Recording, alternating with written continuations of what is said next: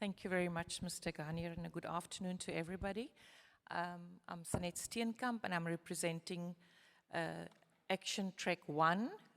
We worked with Italy very closely, as well as SDG 4 for youth.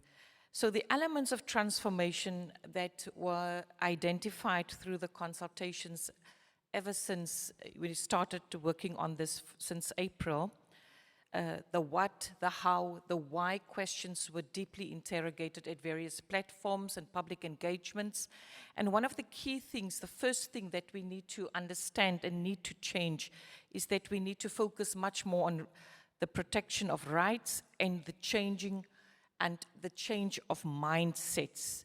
And that will lead us to the policies, the legislation, the plans that governments must put into place in order to promote inclusion and well-being and prevent all forms of stigma and discrimination and exclusion. The thing is that it just can't end here today. Much as we have internalized, we need now to go back and really look at country context-based solutions and transformative strategies that in the end will lead to deliberate action to bring that change.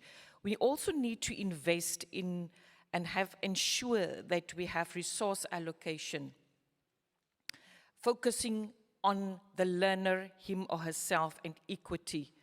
And of course, also putting inclusion and equality at the center, thus strengthening the systems while we address the root problems of social, cultural, and political biases. I can say a lot about this, ladies and gentlemen, but you know we have limited time.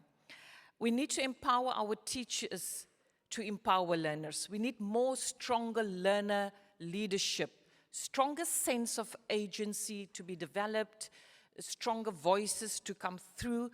And if we talk about investing in the leaders of tomorrow, we were supposed to have started already yesterday and strengthened that today. So that's a critical thing. We've learned about the teachers. We must bring back curiosity, fun, and creativity into our classrooms. And we must create safe spaces for children to thrive.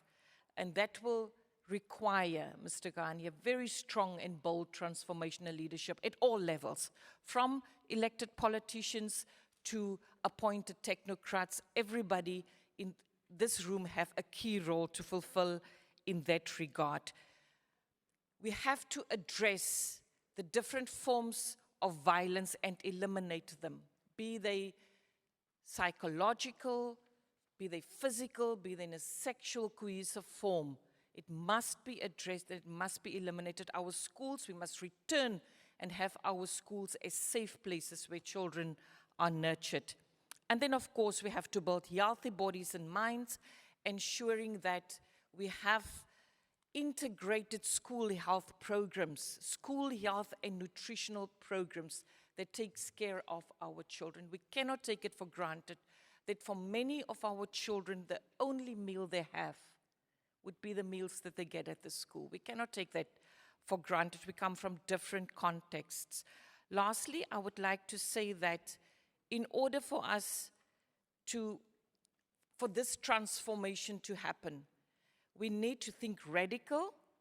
We must do what makes people uncomfortable, and we must ensure that we have strong partnerships, strong community and school linkages, multi-sectoral partnerships. We've just heard from the previous track that we can form and create smart partnerships and meaningful engagement with and by learners, parents, caregivers, and community organizations. And in the end, all of us, if we want to meet the needs of the child that is at the center of inclusive and equitable, safe and healthy schools, if we want to meet the needs of the child, ladies and gentlemen, Mr. Garnier, then we all must be willing to be held accountable.